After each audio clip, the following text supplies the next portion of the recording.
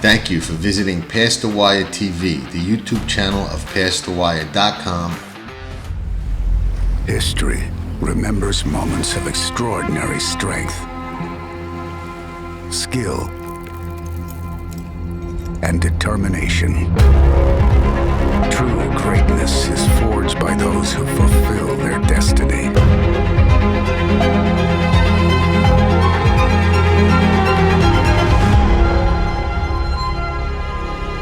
Tracking trips with Pick 6 King John Stetton.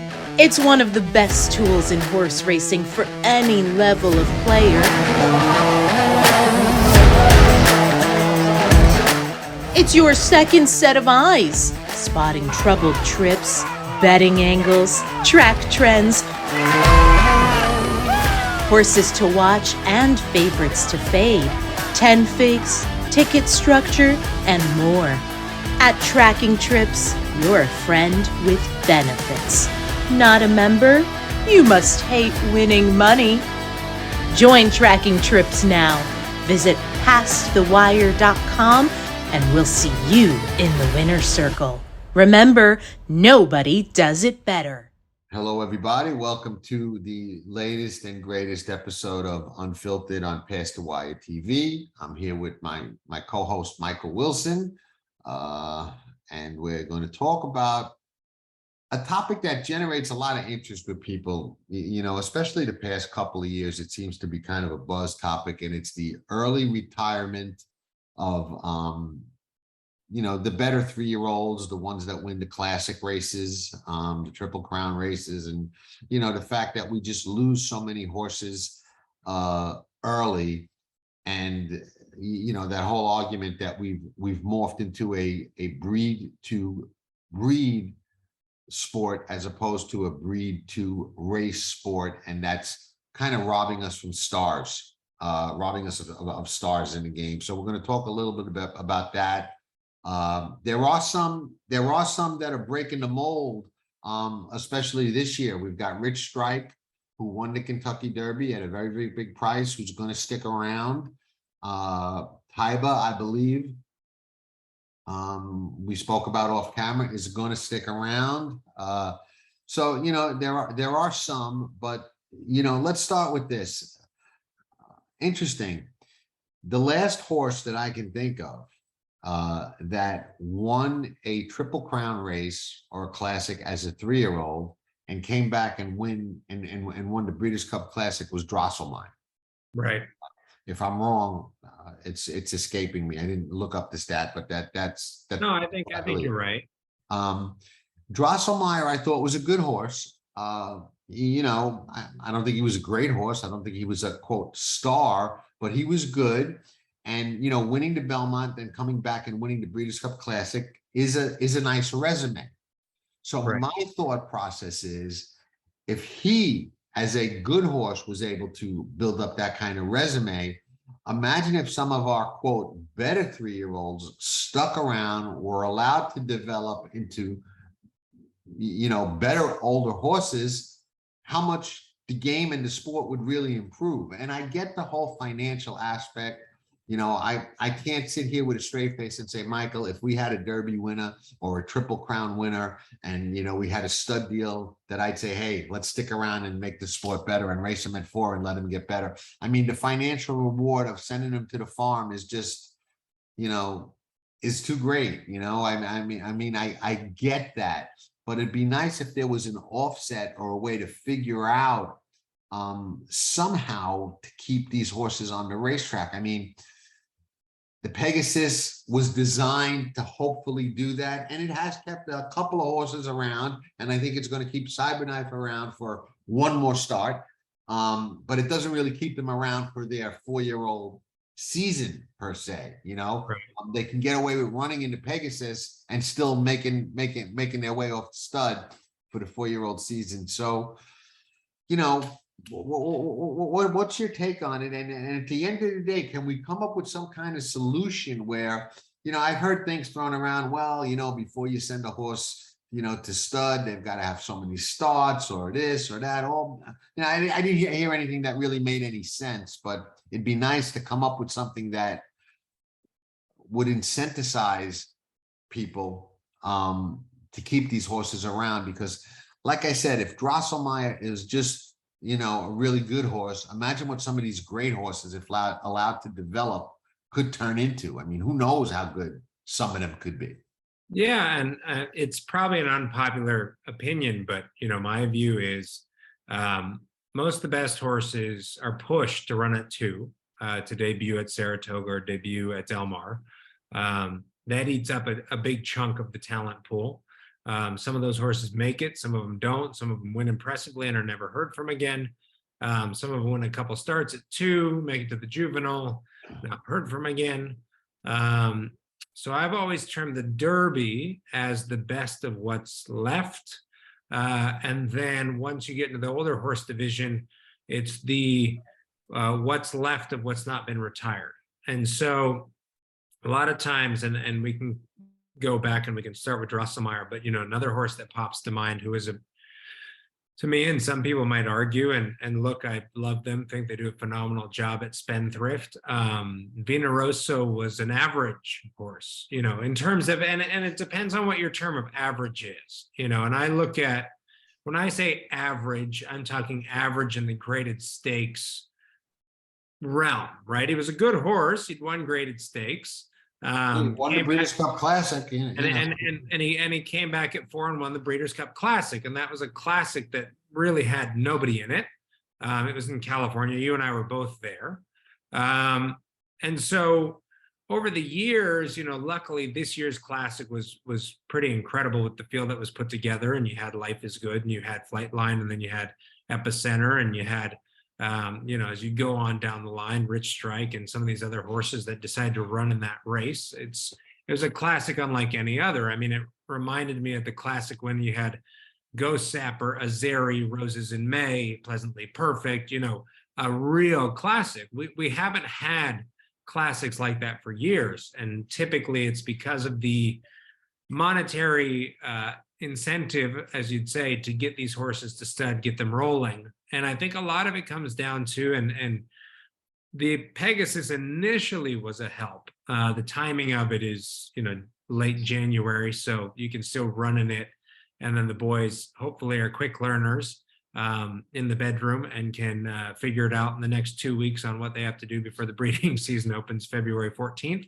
But basically, the money in the Pegasus is not there anymore. So if you win the Classic, you might want to take a start in the Pegasus, and you might want to go off, or you might not even want to try the Pegasus. Really, your only incentive to stick around is the Saudi Cup or the Dubai World Cup, to where there's enough money there to offset what you could be earning. Now, I think the biggest thing is potentially making stallion contracts where this is what we value the stallion at, and these are the kickers that will give you if the stallion proceeds into its older horse division and runs well. Here's where we kind of run into an issue. Some of these horses, and you and I discussed this on a previous show, they're worth so much at 3 that it doesn't matter what they do it for. That stud fee is not going to shift. It's not going to change. Their value is their value.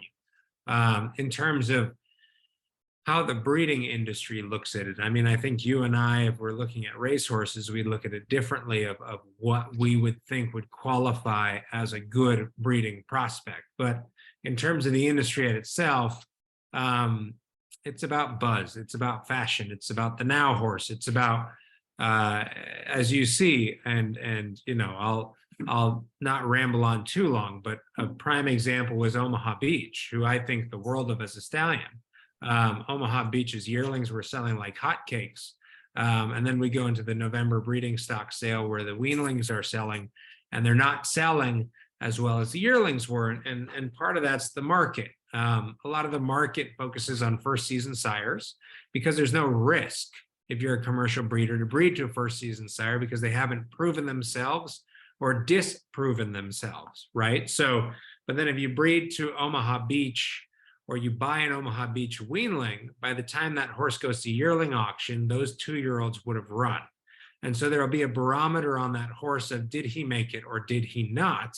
And the instant gratification that these horses have to make it right off the bat with their 2-year-olds is so high that people will start writing off stallions if they haven't made it by the time the Breeders' Cup rolls around. And I think that's wrong. I think a lot of it comes down to, you have horses, if we're talking Derby horses, those horses are built to peak in May.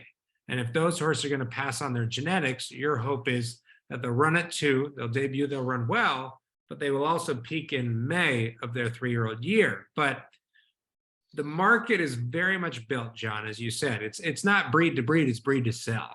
And it's breed to sell, whether it's breeding and selling in a sales ring or selling in the breeding shed. And that's what's creating a lot of this. The market's more dictating the sport than the sport dictating the market. Right. And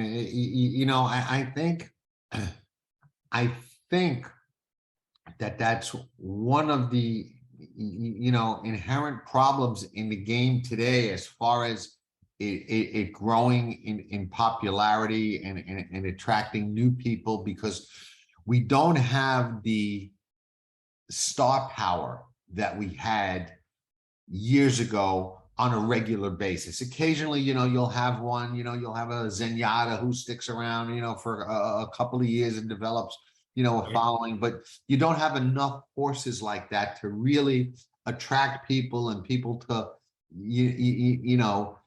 develop that affinity for and that connection with.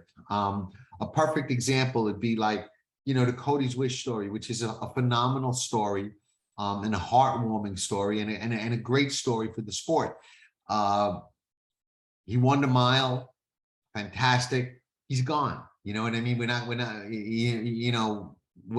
say him now. True, he wasn't 3. I guess he was 4 or 5. I don't even know what he was. But you just don't see the longevity anymore in these horses and their careers that you used to see. I remember, growing up, and the Marlboro Cup was the equivalent of the Breeders' Cup Classic, and you'd get 14 horses in there, and 8 of them were grade 1 winners multiple times over the course of a year. You know what I mean? Everyone wasn't like that, but you got some that were like that. And just now, over the course of the year, you look at some of the grade 1 races that we have for older horses over the course of the year, and they're arguably weak grade 3 caliber fields, Yeah. And it's, I don't know that that's just a good business model going forward, and you hit it on the head with the, breed to sell. I said breed to breed, and you're right. We don't breed to race. We do breed to sell. And I just don't know. There are a lot of people making a lot of money off of that model, but I don't know that it's the best model for the longevity, growth, sustainability of the sport. I think there's got to be some kind of happy medium, and there's got to be something that the sport actively does amongst all our other reform problems and issues. But there's got to be something that's done to kind of, incentivize or monetize or make it, cost effective to want to keep these horses racing and keep people engaged and allow stars to develop. Well, I think a lot of it comes down to, if we wanted to rewind back into, what we would potentially consider the golden era, right? Where you're talking about Claiborne horses, you're talking about Phipps horses, you're talking about, the Whitneys, you're talking about people who built something to build it to last. And this was actually, it was amazing. My father came in with my parents came into Lexington for Thanksgiving. And, my dad is a lifelong horse racing fan, is an equine veterinarian. The reason why I became an equine veterinarian was he fell in love with the sport when he was a boy in England, and then decided, he really wanted to work with horses, and it led him down the path to becoming an equine vet. So he said, I want to go to the horse park, which, funny enough, here I am in Lexington, right? And I see these stallions, and I go to these farms and sales, and I've been to the horse park to see the Christmas lights once. I haven't been to the museum. Mm. And we walk through the museum and we get down to Calumet's trophy case in the Oh. on the first level. And it is, that's really what the sport is about, in my opinion, right? I'm as we've talked about, I have a sporting background.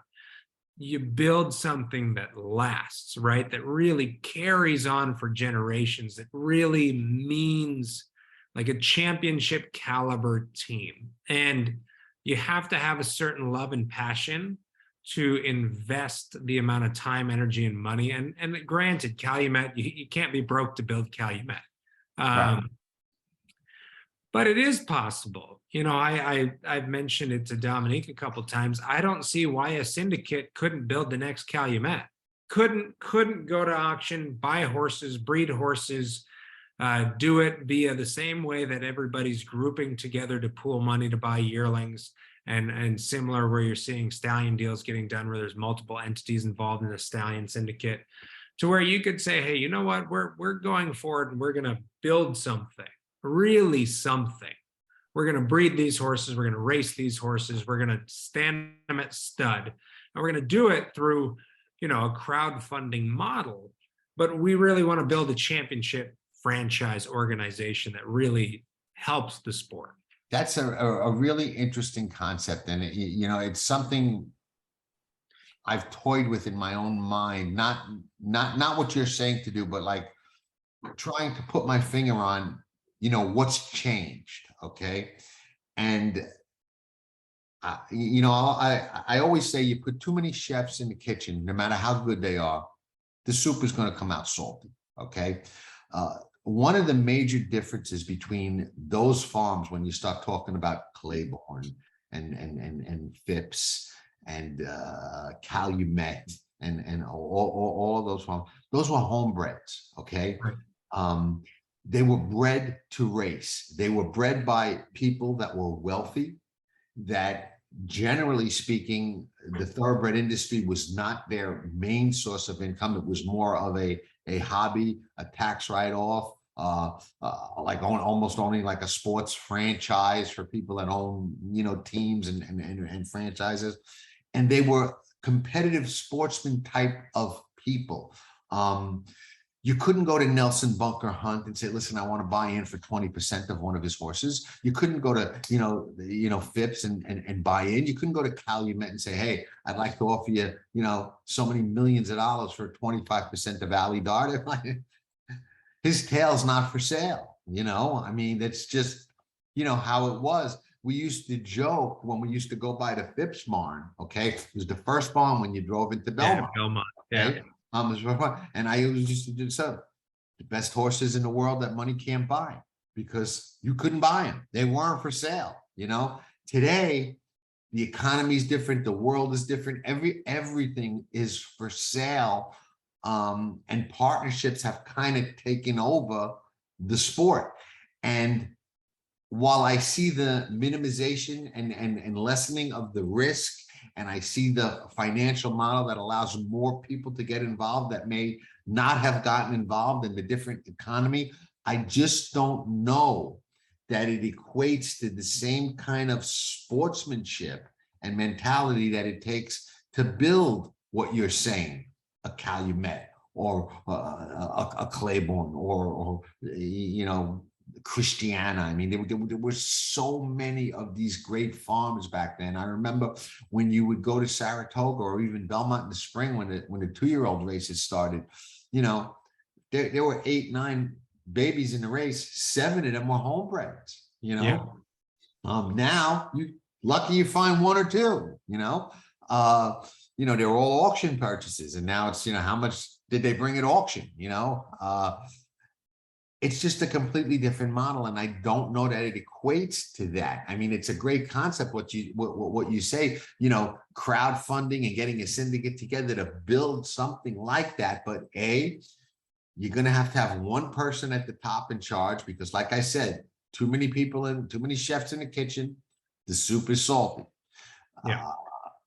And it's hard for me to connect those dots. It really is. I love it, the idea, and I would love to see it happen. And I think the game desperately needs more of the old type farms. I just don't know that we're built for them in the sport and even in the, you know, the world economy today, the way things are. I mean, everybody, well, maybe not everybody. Most people would prefer to lessen the risk and become involved in a partnership than just, you know, go it on their own. And you see even wealthy people that kind of started on their own. Like, look at a guy like Mike Rapoli, and I've never discussed this with him, but you know, for a long time, his blue and orange silks were his blue and orange silks, and you really didn't see them with anybody else. Now, Vino Rosso, it was him and Vinny Viola, St. Elias stable. Now you see more and more of them together. Sal Kuman's partners on just about every horse that wins a grade 1 race anywhere in the United States, somewhere along the line, you know, you just didn't see that, you know. So even guys like Mike, who was kind of on his own, even though he didn't have a farm where he was breeding his own, he was going to the sales, buying his horses, and he was on his own. Even now, he is somebody who I would imagine is approachable to buy into a horse. You know, rewind, like I said before, those other people, you know, you couldn't go to them and say, hey, listen, I want to buy in. They would be like, you know, that's great, but, you know, not for sale, you know? Yeah. Well, and part of it, it started to change around the time of Wayne Lucas, the time of Godolphin, and the time of Coolmore, all entering the marketplace. You know, before you'd have horses go to auction, and it was the cast-offs of the homebreds, right? The best homebreds were kept. Right. Then several people said, well, what if we put some of the good horses in the sales? And then you started seeing what happened. And so the next thing you know, you start seeing, you know, what was it? Was it Snaffy Dancer? It was 12 million or something as a yearling. I'm trying to remember. It was something Dancer. And so then you'd see these bidding wars between Lucas and Coolmore, or Coolmore and Godolphin, or whomever. And when people understood that these horses were worth that much to sell as yearlings, well, then that marketplace opened up. And, you know, now the best are being offered at auction versus being kept to be bred and run, because it's tough. I mean, it's interesting because it depends on what your goals are. And I think, you know, my lovely wife, if I was to ask her and say, hey, you know, if we had broodmares, what would you do? She'd probably say sell the yearlings. For me, it would more be pick the ones to sell, keep some, race them, and a guy who I admire, and two organizations that I admire. But the one who did it with no money to start and built something extremely successsucall is a trainer who sometimes flies under the radar, is a man named Jim Bolger, who Aidan O'Brien worked for. I've been blessed to go to his training facility in Ireland. He's got 90 plus horses in training. He owns every single one of them. You know, right. And every now and again, he'll sell the odd filly at auction for $500,000, or he banked heavy on Galileo right out the box when some people didn't believe in Galileo, and he was rewarded. In the first crop, he bred New Approach and sold that to Sheikh Mohammed. And second crop, he bred Teofilo and sold that to Sheikh Mohammed.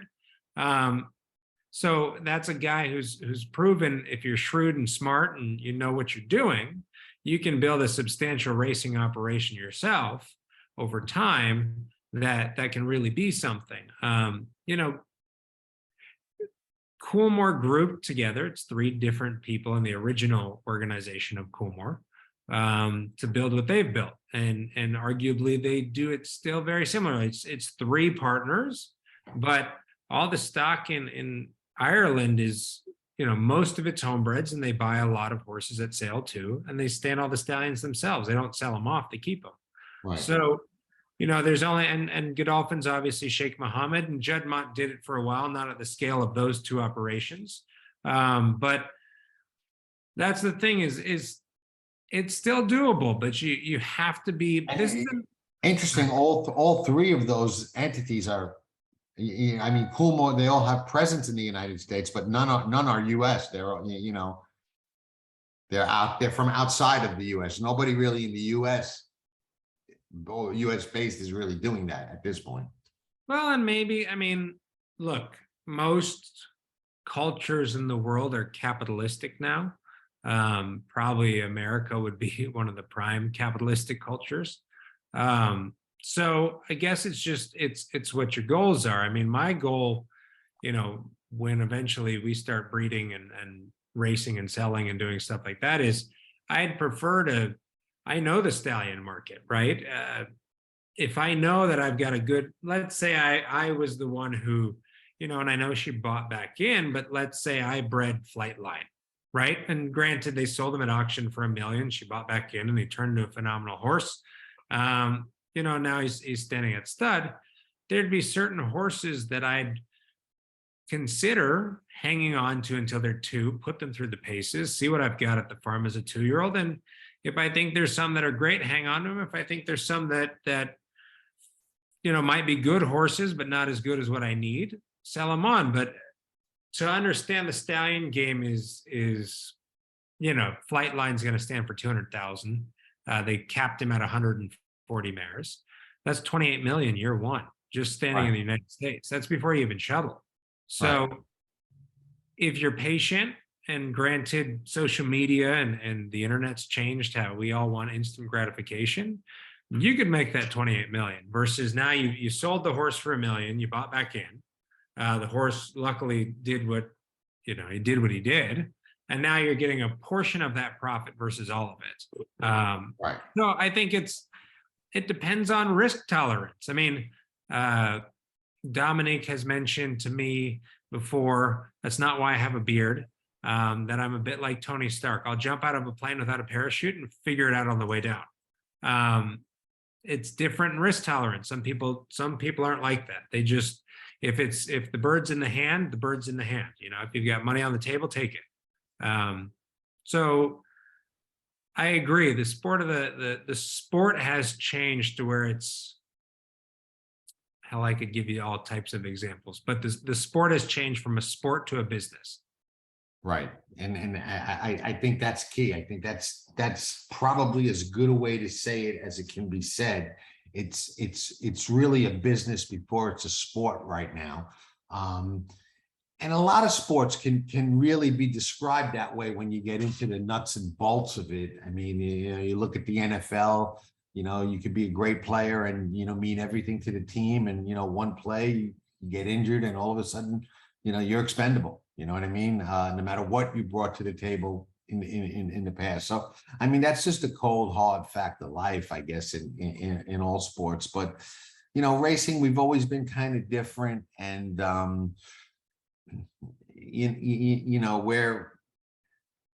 we're fledging along. And I think one of the things that would be a tremendous help, in addition to the other issues, I don't want to make light of the other issues, but I think, a tremendous help would be to have more star power with our horses and more of a connection of, fans to horses than we have today. Maybe less grade 1 races or less stake races might help get the fields bigger, less with bigger purses, maybe. I don't really know the answer. I just know that the model we have now is kind of a life support kind of model, and it's probably not going to change because, like I said, people are making a lot of money off of that model, and that's powering the game. But eventually, the wagering products are going to deteriorate to the point where handle starts to fall. And I argue now, even though every big race and big meet and the Breeders' Cup, everybody's always breaking all sources handles. Everybody I know that bets less than they ever did. And I think I don't know how, the computer players aside, I'm not really including them. I think they're a big part of the handle increases and the handle sustaining that we see in those numbers. And I think that creates a tremendous deception, along with, inflation and how much a dollar is actually worth today, as opposed to what it was worth 10, 20, 30 years ago when you start comparing handles. So I think it's deceptive that handle is going up, even though according to the numbers, we're breaking all source handle on any given day, on any big race day. I think that's a deceptive statistic, and a dangerous thing to play with when you're looking at the long-term sustainability of the sport. I don't think it is what that projects it to be.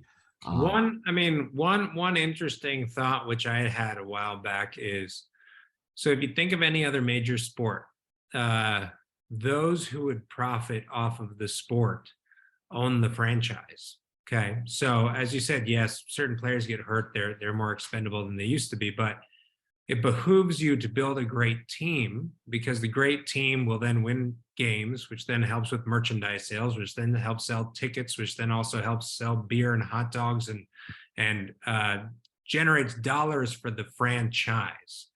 It's different in that in horse racing of, we owners own the horses, we run the horses for money, but the entity that is profitable the most is the race tracks, which is earning revenue off of gambling. So instead of an owner where you said, and I thought about this a while back, of what if somebody was to say, you know what, we're going to use different venues, right? We'll run it a couple of days at Churchill Downs, or run a couple of days at Naira, but we're going to develop the first professional horse racing league, right? So where we've got several, maybe 20 marquee races throughout the year with big pots and big purses, either invite only or horses that are nominated, and they have to be nominated by a certain point, become part of the league, and whether they're healthy or unhealthy on day of the race, it is what it is.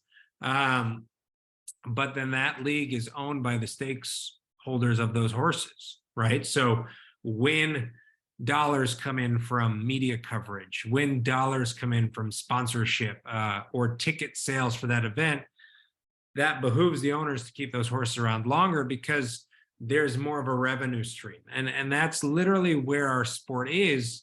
You said it. The only way that this sport makes money is money gambled. And money put in by owners to buy horses. And so there's only one way for an owner to make money back, which is to sell. So, either you win races and hopefully break even. And when you're buying expensive yearlings, especially now, and that's what's fueling all these huge prices at auction, is Mike Rapoli had to partner with Vinny Viola, regardless of how you want to say it, for him to be able to compete, because West Point has partnered with Lane's End. You see this Brad Cox Colt group, which has Spendthrift in it, amongst other players, right? Everybody's partnered to pool money so they can beat each other out at auction to try and get horses bought, which then rises the prices of all these horses for everybody else who's trying to play in that game. So that's kind of how that precipitated. But your only option in this game, and the purse money, when you're buying expensive yearlings, your purse money is not going to over exceed what you've paid, right? A lot of it comes down to your model when you're playing the game that a lot of these guys are now playing, which is why you're seeing the stallion farms partnering in on these deals. So is it feasible to buy Life is Good, Flightline out of the same, as stallions in the same year? No farm could afford both of those horses to buy them. Luckily, Life is Good was bought by Windstar when he was a yearling, and West Point and what is Woodford Racing, but is Lane's End, bought Flightline as a yearling. So they naturally had those horses retire. So they see, to them, well, if we buy in early and we take 20 shots on $20 million yearlings, one or two is going to pop out. And then it costs us less money than paying, 150 million, whatever Flightline was valued at, 140 million or something, to buy him off the track. Does that make sense? So yeah, that makes perfect sense. I want to branch into something else that you wanted to talk about. Sires, okay, Yeah. horses that are leaving the track this year, okay. Yeah. And who the potential sires are, okay? Stud fee aside, Okay, and Right. I don't know what Life is Good is going to stand for.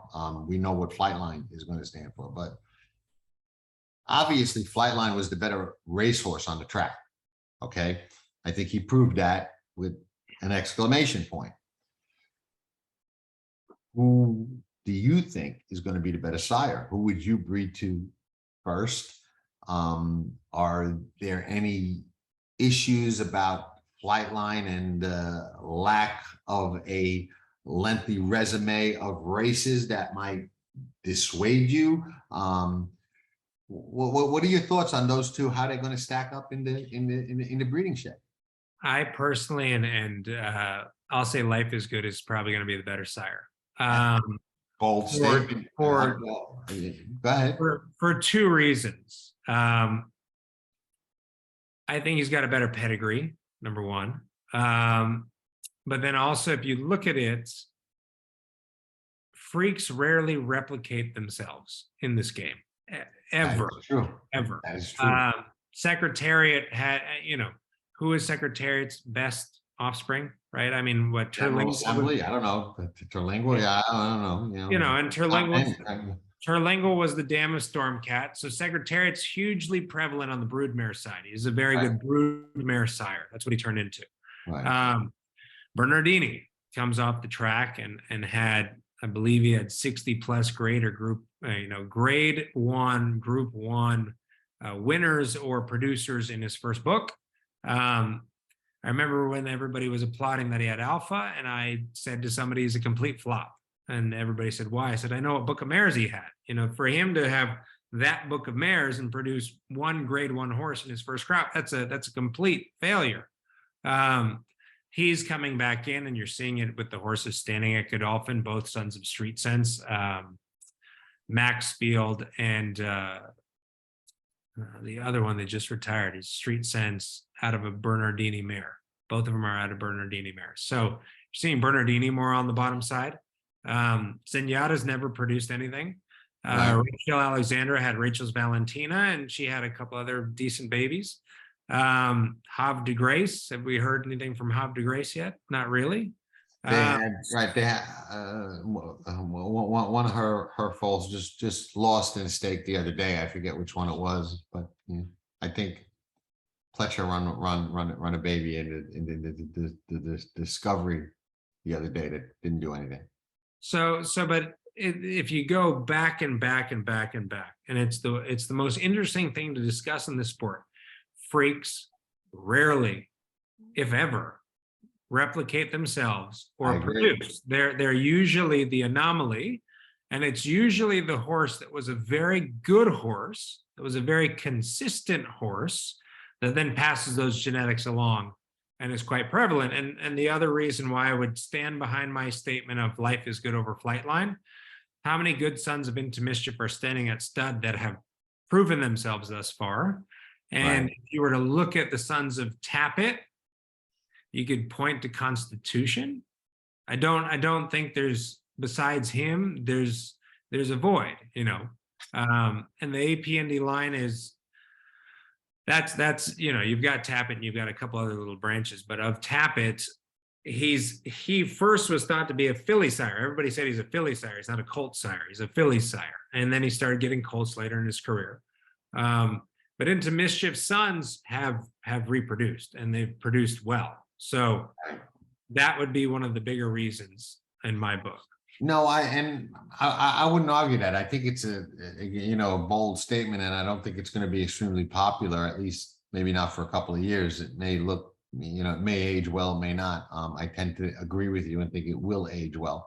But it's interesting because, and we've touched base on this before, you've got people that are willing to put so much money into these sales, and some of these older sales where they sell some of these mares, horses of racing age and whatnot. And, people like, Mandy Pope will come spend, what I consider ridiculously overpaying for some mare that was great on the racetrack, thinking that she's going to be a great producer.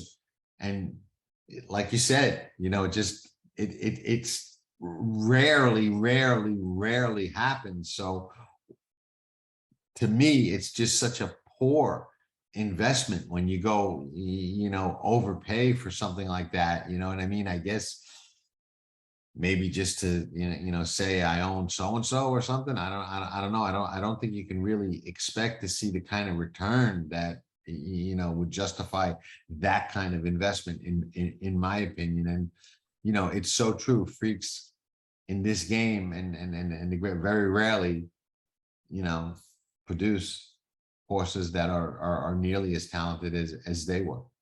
Well, and it's interesting. It's more prevalent in Europe. It's quite interesting. So if you look at horses with pedigree in Europe, those horses tend to be runners, and they tend to then reproduce. You can go to Europe and you can find horses that are good physicals that turn into good race horses. I know somebody who's extremely good at it. But usually when you look at a filly who's a good filly, stakes caliber filly, she's got a very good family. A lot of the boys who are at the upper divisions, and potentially it's because, again, it'd be like the Phipps, it'd be like Claiborne. There's still a lot of operations in Europe that are breed to race. They do sell some horses, but not as much as the United States. What we're starting to see now, and it's, man, he is a gorgeous horse, beautiful physical, freaky, talented. Jackie's Warrior has a very suspect pedigree in terms of what you would be as a stallion. He's by McLean's Music, who's a very good sire. He's out of a mare called, you know, he's out of a mare by a stallion called AP 500. So what's interesting, and I remember when I had some people come over from Europe and they're looking at yearlings, I'd say, hey, this is a great horse. And they'll look at the horse and say, yeah, it's a really nice horse. And then you'll look and they'll say, well, there's no page. We tend to have horses in the United States that are runners that have no page. They go to the breeding shed and then they don't always reproduce themselves. You know, but there's different situations where it's interesting that there's slight difference. And, you know, my mind at this point in time is not what it was earlier in the day. Dominique just handed me the phone and corrected me. Jackie's Warrior does have a bit more page than I would suspect, but as a dam of 6 foals, 3 to race, 2 winners, Jackie's Warrior is the only one other than a horse that made 128,000 to really pop up. But there's some page underneath. But when you look at a horse like Into Mischief, right? Tricky Creek hadn't hit yet. His dam was Leslie's Lady. Right. Into Mischief was the first one. Then along came Beholder. Then along came Mendelssohn. You know, and then unfortunately, Mandy Pope bought that $8.4 million American Pharaoh filly, who seemed to be all worldly talented and got injured. But that family proved itself. And there's a couple times you'll find these families that prove themselves. There's another interesting family where there's a daughter of Into Mischief, Louisiana bred mare. What the heck is her name? Can't remember her name, but she had a filly by California Chrome who's grade 1 placed. She had an older sister by Malibu Moon who's grade 2 placed. She had another horse by, trying to remember who he's by. It wasn't really by much. That horse was a grade 3 winner. First 3 foals, all graded stakes horses. All she was in a Louisiana stakes filly. It was by Into Mischief. Right. So what you see in the stallion market is pedigree comes into play a lot. You know, they need to have a good family to produce, and they need to be good horses.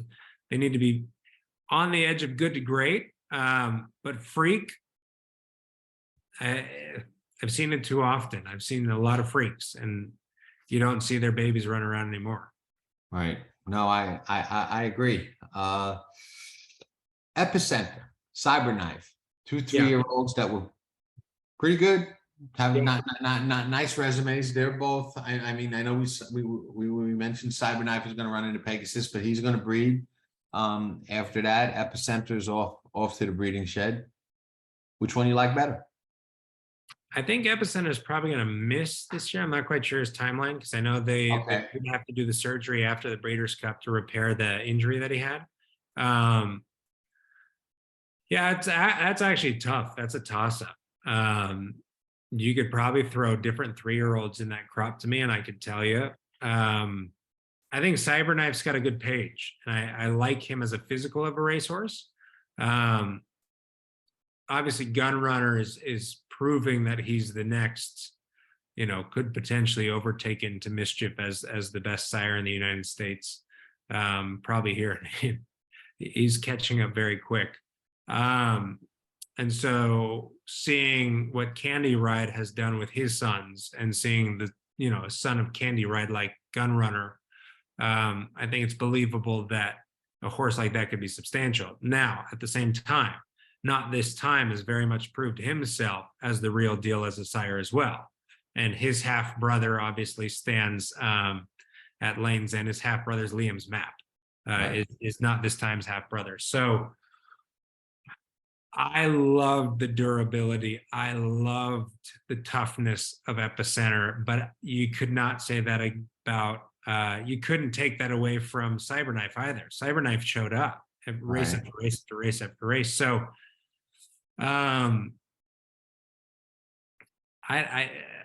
okay, people are going to say I'm not going to pick. I would potentially choose Epicenter right now. Cyberknife would be I don't think it's going to be too much of a difference between them. And the reason why I say that is, if you look in this business, success of stallions tends to be cyclical, and it tends to be based on how oversaturated the market becomes with a certain pedigree. So you had for a long time, Sons of Stormcat did okay, but they really, what dominated the market was APND for quite some time. And then all of a sudden, Into Mischief takes off, and Into Mischief, obviously, Harlan's Holiday, Harlan, back to Stormcat, he takes off. Then all of a sudden, Candy Ride comes in, and Candy Ride, has taken off gangbusters, and Gunrunner. So Not This Time, Son of Giant's Causeway. Basically, the reasoning that I'm saying this is, as the population becomes so saturated with a certain stallion, you need to look for something that's a slight outcross, which then breeds into another branch of explosion.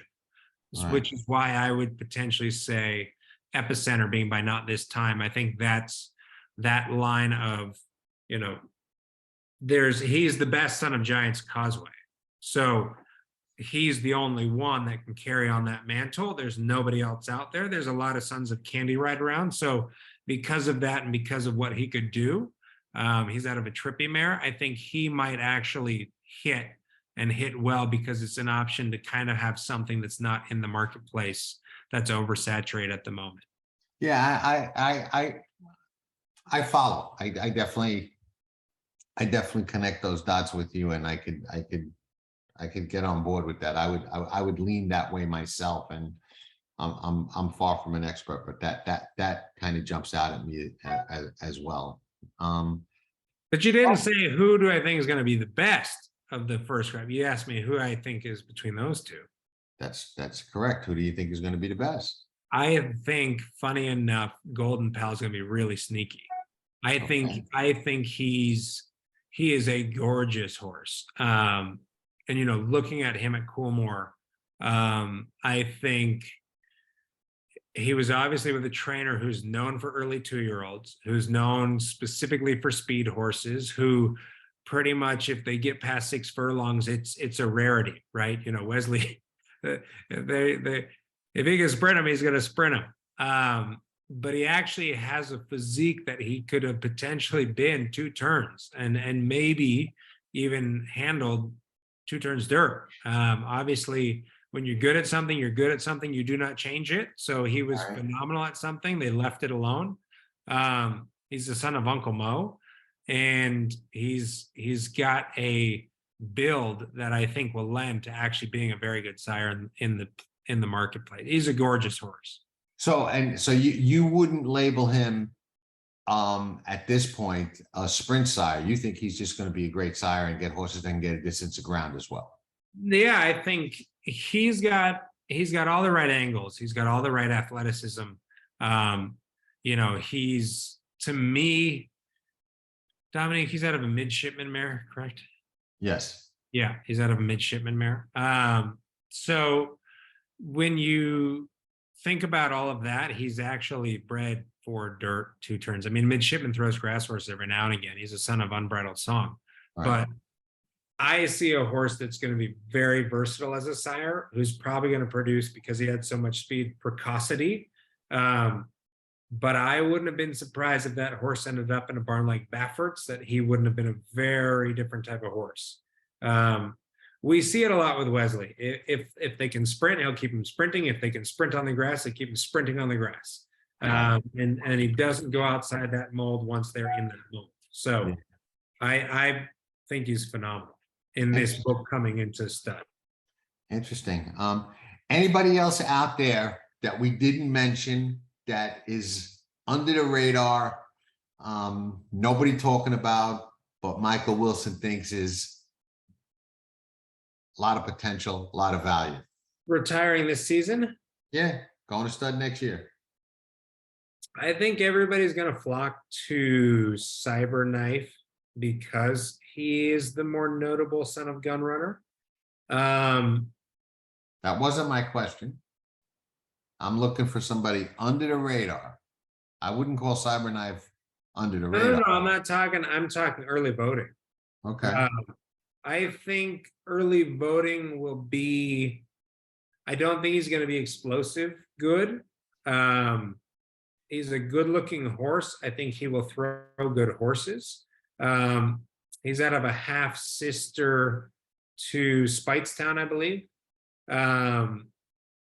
He's an interesting looking horse. And actually, to be honest, here's my out of the box one. Corniche. Corniche is who I really think is going to surprise the hell out of everybody. Wow. Okay. Interesting. I like that. Yeah. And you know, he went from 2-year-old champion world beater to, you know, an afterthought really. So he's not going to be ultra popular right away, you know. So that's definitely an interesting one. Always a pleasure. I think that was a interesting topic. We covered a lot of different things, a lot of different angles. I saw you yawn a couple times. Hopefully it's not on camera. I put you to sleep, but hopefully I don't put anybody else to sleep. No. I don't think you can blame me for that. You know me, man. I've been dealing with a lot of stuff lately. Yeah. So I've been sleeping about 2 hours a night since late September. And we're after Thanksgiving. So it had nothing to do with you, believe me. No, I think this is interesting stuff. I could talk this kind of stuff all day. I just don't want to subject our viewers to much more of it because, you know, everything is time sensitive nowadays. But even my wife gets tired of me talking, and so, you know, it's I can only imagine other people who don't have to be around me wanting to put me on mute at some point.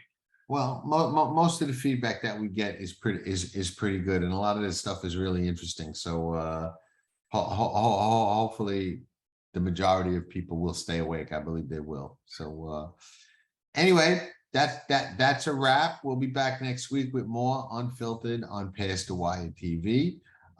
Some big races this weekend, the Cigar Mile. You know, season's kind of wrapping up as far as big races. There's not a lot of big races left.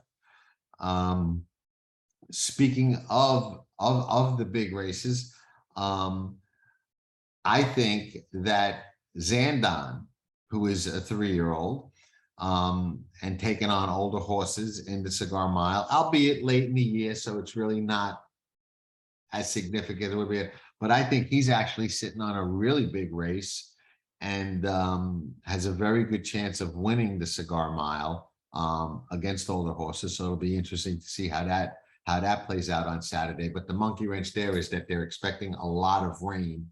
So the Cigar Mile is probably going to be run over a sloppy aqueduct racetrack. So that, you know, that throws everything for a wrench. Yeah, it always changes everything. But I think on a level playing field, I think Zandon is coming into the race well and trips out pretty nice in that race, and, you know, has a good shot to run down those older horses and run. That should be exciting. I mean, because I think, and it's interesting. Sappy and I spoke in Saratoga. White Abario is also in the race. Quite a barrio, yeah.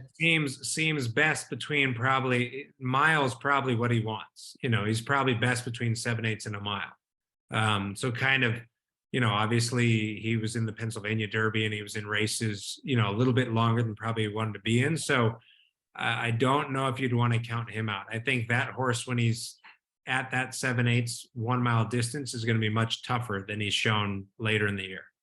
I would not argue that. I just think that he would need to be aided a little bit by the sloppy racetrack, and Zandon hurt a little bit by the sloppy racetrack. I think on the square, even at a mile, he would have a hard time out finishing Zandon on a fast, honest, level track, which is not to say that's what they're going to get on Saturday. And I don't mean to say that if he gets to jump on him, he can't beat him, because he has run some big races. So, it'll be interesting. But those are two dangerous 3-year-olds in that race. And I personally think Mind Control, who is making his last start and who has a nice resume and has proven himself to be a game, tough fighter.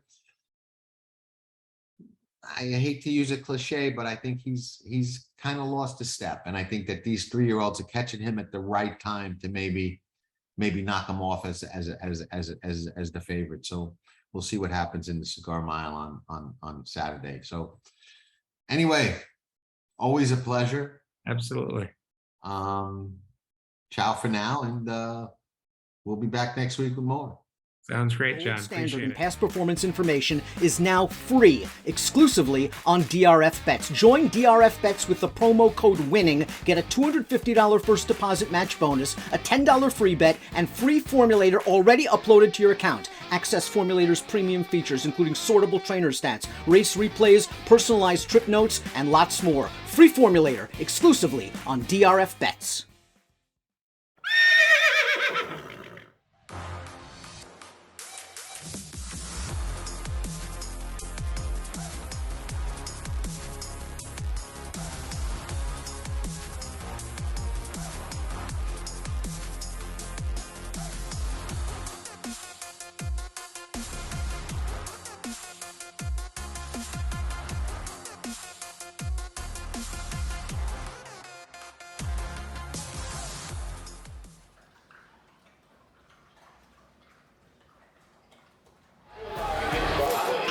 Nobody does it better.